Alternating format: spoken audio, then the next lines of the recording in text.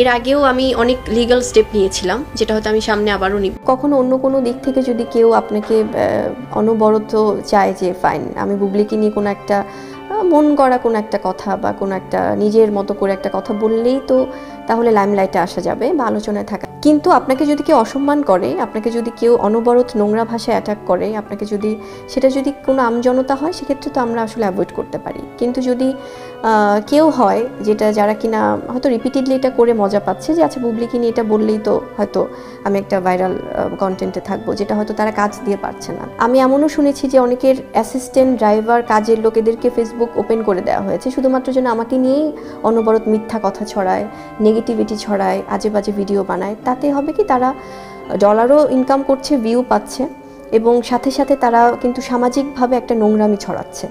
So এগুলো নিয়ে আমি এর আগেও ব্যবস্থা নিয়েছি, আমি লিগ্যালভাবে ব্যবস্থা নিয়েছি, বিকজ আমি আমার দেশের আইনের প্রতি শ্রদ্ধাশীল। সহ্য করতে না পেরে এবার আইনি ব্যবস্থা নিল শবনম ইয়াসমিন বুবলি। অপু বিশ্বাসকে অনেক ইন্টারভিউতে দেখা যায় বুবলিকে নিয়ে নানান মন্তব্য করতে। এর আগে অনেক সেকশনে নায়িকা চুপ থাকলে কিছু কিছু মঞ্চতে উত্তর দিয়েছে অপু বিশ্বাসকে নিয়ে। বুবলি জানিয়েছিল আমাকে নিয়ে কন্টেন্ট বানিয়ে তিনি ভাইরাল হতে চায়, মুভি তো পাচ্ছে না, আমাকে নিয়ে কথা বলে ট্রেন্ডিংয়ে থাকতে চায়। এভাবে যদি ইন্ডাস্ট্রির কেউ আমার পেছনে লাগে তাহলে আমি আইনত ব্যবস্থা নেব। আমার সভ্যতা ভদ্রতা আমার কাছে, আমি এমন কোনো নোংরা কথা ইউজ করব না যাতে আমার ইমেজ খারাপ হয় দর্শকের সাথে। তবে আমার দেশের আইনের ওপর অনেক ভরসা, আমি জানি তারা সত্যটা তুলে ধরবে এবং সত্য বিচার করবে। তাই তো সবকিছু ছেড়ে এবার আইনের পথে হাঁটলেন শবনম ইয়াসমিন বুবলি। অপু বিশ্বাসের নামে মামলা করলেন অভিনেত্রী শবনম ইয়াসমিন বুবলি, যেটি নিয়ে তোলপাড় সোশ্যাল মিডিয়া। এবার এই বিষয় নিয়ে কথা বললেন বাংলাদেশের আর এক উদ্যোক্তা বারিশা হক। বারিশা হককে বুবলির সাথেই দেখা যায় আজকাল। আগে অনেক শোরুম ওপেনিং বা ফটোশুটে দেখা গিয়েছিল অভিনেত্রী অপু বিশ্বাসের সঙ্গে। তবে অপুর এই খারাপ সময়ে পাশে থাকতে চান বারিশা হক। জানি না বুবলির পাশ ছেড়ে কেন অপু বিশ্বাসের কাছে আবারও যাচ্ছে বারিশা হক। তবে নায়িকা জানিয়েছে নিজেদের মধ্যেই রাগ অভিমান হয়।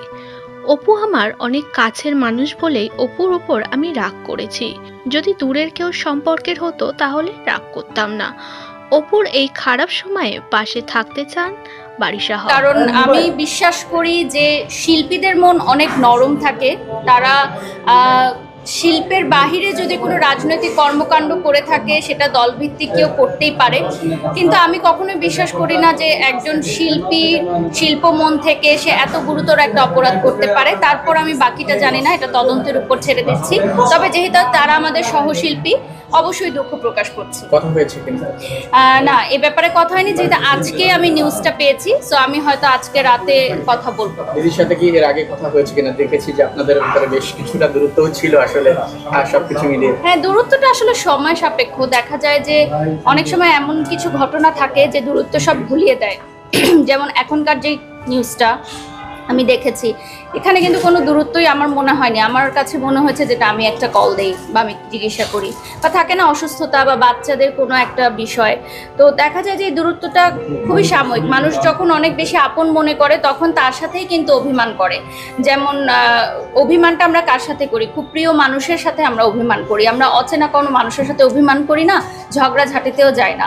তো বিষয়টা আসলে এরকমই, যখন পরিবারের সদস্যরা খুব কাছাকাছি থাকে তখন মনোমালিন্য হতেই পারে, সেটা আবার ঠিক হয়ে যায়, জাস্ট সময়ের ব্যবধান। এই অপু বিশ্বাসের এই সময়টাতে বারিশা হক তার কতটুকু কাছে দাঁড়াবে এবং বিপদের সময়? আমি সবসময় দিদির ভালো সময় খারাপ সময় পাশে ছিলাম।